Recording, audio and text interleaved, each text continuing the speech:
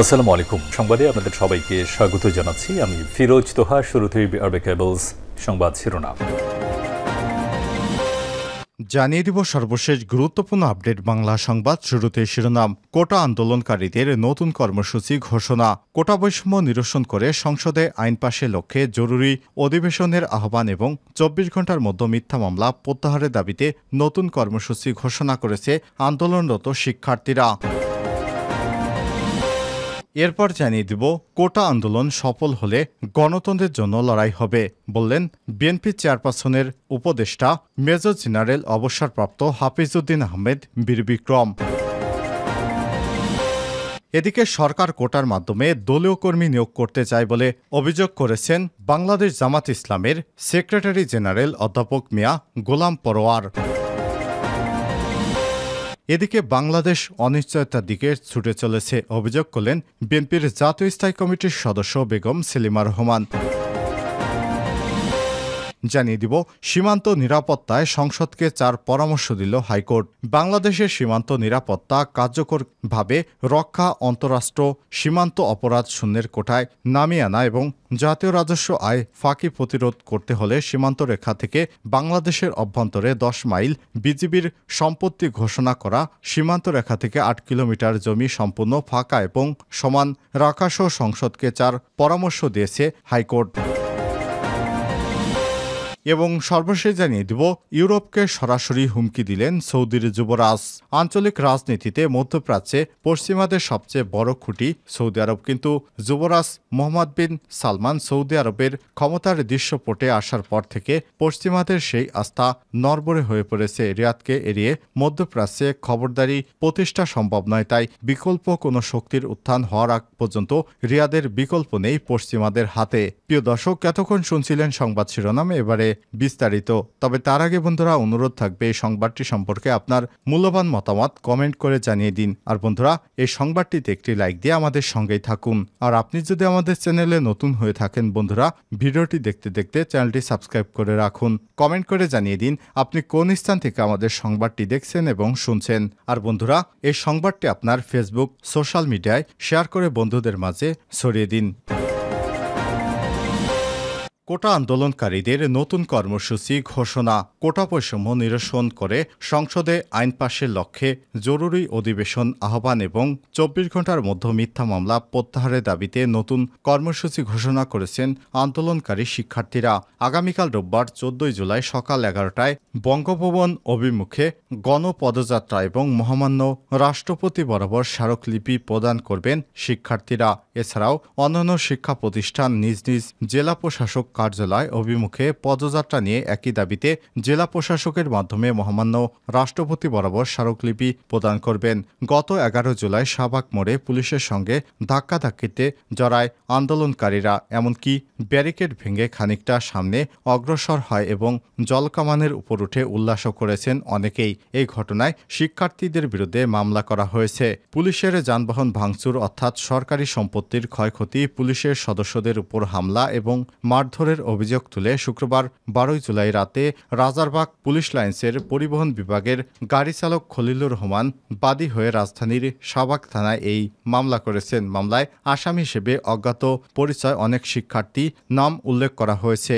মামলার এজাহারে উল্লেখ করা হয়েছে, গত ১১ জুলাই কোটা বৈষম্য বিরোধী ছাত্র আন্দোলনের পূর্ব ঘোষিত আন্দোলনের কর্মসূচি ছিল। সে অনুযায়ী ঢাকা বিশ্ববিদ্যালয়ের কেন্দ্রীয় গ্রন্থাগারের সামনে অজ্ঞাত পরিচয় ছাত্ররা জড়ো হয়ে বিভিন্ন হলের সামনে দিয়ে প্রদক্ষিণ করে বিকেল ৪টার সময় স্লোগান দিতে দিতে শাহবাগ মোড়ের দিকে অগ্রসর হতে থাকেন। এক পর্যায়ে আন্দোলনকারীরা শাহবাগ মোড় অতিক্রম করে বেআইনি জনতার আবদ্ধ হয়ে দাঙ্গা সৃষ্টি করে সরকারি দায়িত্ব পালনে বাধা সৃষ্টি করেন। তারা শাহবাগ মোড়ে পুলিশের ব্যারিকেড ভেঙে ফেলেন এবং পুলিশের সঙ্গে ধাক্কাধাক্কি শুরু করেন। এ সময় কর্তব্যরত পুলিশ সদস্যদের মারধর করে সাধারণ জখম করেন। পরে তারা হোটেল ইন্টারকন্টিনেন্টালের দিকে অগ্রসর হতে থাকলে পুলিশের সিনিয়র কর্মকর্তারা ছাত্রদের বুঝে শুনে পুনরায় শাহবাগ মোড়ে ফিরে আনতে হয়। এছাড়া আরও বলা হয়েছে, এ সময় বিএসএমইউ এর পাশ দিয়ে নিরাপদ স্থানে রাখা এপিসি 25 এবং ওয়াটার ক্যাননের চারদিকে ঘেরাও করে অসংখ্য আন্দোলনকারীরা উঠে উদ্যম নৃত্য শুরু করেন। তারা ওয়াটার ক্যানন চালককে গাড়ি থেকে জোর করে বের করার চেষ্টা করে এবং গতিরোধ করে। এর ফলে এপিসি 25 সামনের দুইটি এসএস ইস্টার্ন এবং বানাটের উপরে বাম পাশে রেডিও অ্যান্টেনা এবং ডান পাশের পেছনে চাকার মাডগার্ড, চলি এবং ওয়াটার ক্যাননের বাম পাশের লুকিং গ্লাস ভেঙে আনুমানিক 5 লক্ষ টাকার ক্ষয়ক্ষতি করেন। এ বিষয়ে শাহবাগ থানায় একটি সাধারণ ডায়েরি করা হয়েছে। ছাত্রদের অনন্য সিনিয়র স্যাররা বুঝে শুনে এপিসি 25 এবং ওয়াটার ক্যানন থেকে নামিয়ে আনেন এবং পরিস্থিতি শান্ত করার চেষ্টা করেন, কিন্তু তারা আরও ক্ষিপ্ত হয়ে পুলিশকে লক্ষ্য করে পানির বোতল, টেপ টেনিস বল এবং ইটের টুকরো ছুঁড়ে মারতে থাকে। এতে অনেক পুলিশ সদস্য আঘাতপ্রাপ্ত হয়। মামলার এজাহারে আরও উল্লেখ করা হয়েছে, ঘটনাস্থলে উপস্থিত সব সিনিয়র কর্মকর্তা এবং পুলিশ সদস্যরা অত্যন্ত ধৈর্যের সঙ্গে পরিস্থিতি নিয়ন্ত্রণে চেষ্টা করেন। এক পর্যায়ে অজ্ঞাত পরিচয় ছাত্ররা জগন্নাথ বিশ্ববিদ্যালয় থেকে শাহবাগের আন্দোলনে যোগ দিয়ে বিভিন্ন স্লোগান দিয়ে বারডেম হাসপাতালের গেটের ব্যারিকেড ভেঙে পুলিশ সদস্যদের আহত করেন। তারা পুলিশকে উদ্দেশ্য করে বিভিন্ন ধরনের কটূক্তি করেন। ছাত্ররা কুমিল্লা বিশ্ববিদ্যালয় সহ অন্যান্য বিশ্ববিদ্যালয়ের ছাত্রদের উপর হামলা এবং শাহবাগ থানার ছাত্রদের ধরে নিয়ে গেছে বলে গুজব ছড়িয়ে পরিস্থিতি উত্তপ্ত করার চেষ্টা করেন। এক পর্যায়ে পুলিশকে মারতে তেড়ে আসেন এবং পুলিশকে বিভিন্ন ভয়ভীতি এবং হুমকি দিয়ে শাহবাগ মোড় ত্যাগ করেন। বিবাদী এবং বেআইনিভাবে জড়ো হয়ে দাঙ্গা সৃষ্টি করে সরকারি কাজে বাধা দেন। তারা স্বেচ্ছায় আঘাত করেন।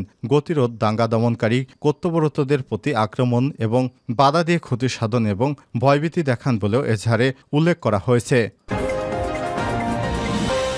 কোটা আন্দোলন সফল হলে গণতন্ত্রের জন্য লড়তে হবে হাফিজ। বিএনপির ভাইস চেয়ারম্যান মেজর অবসরপ্রাপ্ত হাফিজউদ্দিন আহমেদ কোটা আন্দোলন প্রসঙ্গে বলেছেন, আজকে হাজার হাজার তরুণ ছাত্রছাত্রী রাস্তায় নেমেছে। 56% কোটা বিশ্বের কোনো দেশে নেই। কোটা ব্যবস্থা অসভ্যতার পরিচয়ের ধারাবাহক। এ কোটা সংস্কারের দাবিতে চলমান আন্দোলনকে আমরা অকুণ্ঠ সমর্থন জানাই। ছাত্র সমাজকে বলবো, মুক্তিযুদ্ধের ছাত্র সমাজের গুরুত্বপূর্ণ ভূমিকা ছিল। আশা করি কোটা আন্দোলন সফল হলে তোমাদের গণতন্ত্র এবং ভোটাধিকার পুনরুদ্ধারে রাজপথে লড়াই করতে হবে। আমরা তোমাদের সঙ্গেই থাকব ইনশাল্লাহ। সরকার কোটার মাধ্যমে দলীয় কর্মী নিয়োগ করতে চায় মিয়া গোলাম পরোয়ার। বাংলাদেশ জামাত ইসলামের সেক্রেটারি জেনারেল এবং সাবেক এমপি অধ্যাপক মিয়া গোলাম পরোয়ার বলেছেন, আওয়ামী লীগ সরকার উন্নয়নের জিকির তুলে এদেশের মানুষের বাকস্বাধীনতাকে হরণ করেছে, জনগণের ভোট এবং ভাতের অধিকারকে কেড়ে নিয়েছে। তিনি বলেন, আজ দেশের শিক্ষা ব্যবস্থা থেকে ইসলাম এবং নৈতিকতাকে সরিয়ে দিয়ে এদেশের ছাত্র সমাজ এবং তরুণ প্রজন্মকে ধ্বংস করে দিচ্ছে।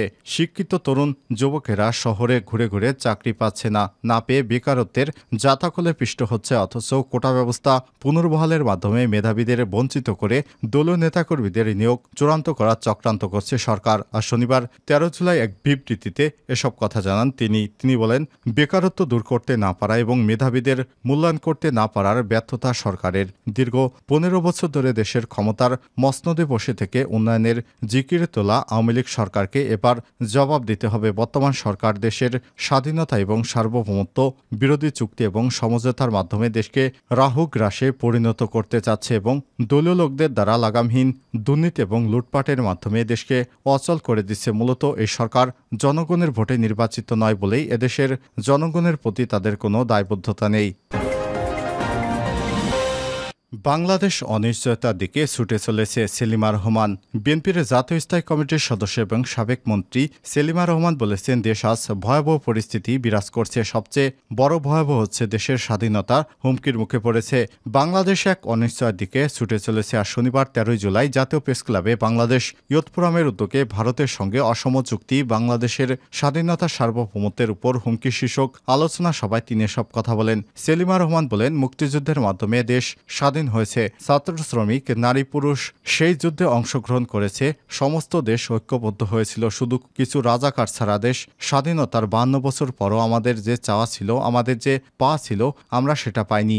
বাংলাদেশ ন্যায়ভিত্তিক শাসন ব্যবস্থা, গণতান্ত্রিক ব্যবস্থা, মানুষের বেঁচে থাকার অধিকার, কথা বলার অধিকার, মাথা উঁচু করে বাঁচার অধিকার, এই মুহূর্তে ভোট চোর সরকার তা সম্পূর্ণরূপে ধ্বংস করে দিয়েছে। সাধারণ মানুষ কথা বলতে পারছে না। তিনি বলেন, সমস্ত বৈষম্য দূর করে আওয়াজ তুলুন, এই সরকারকে পদত্যাগে বাধ্য করব।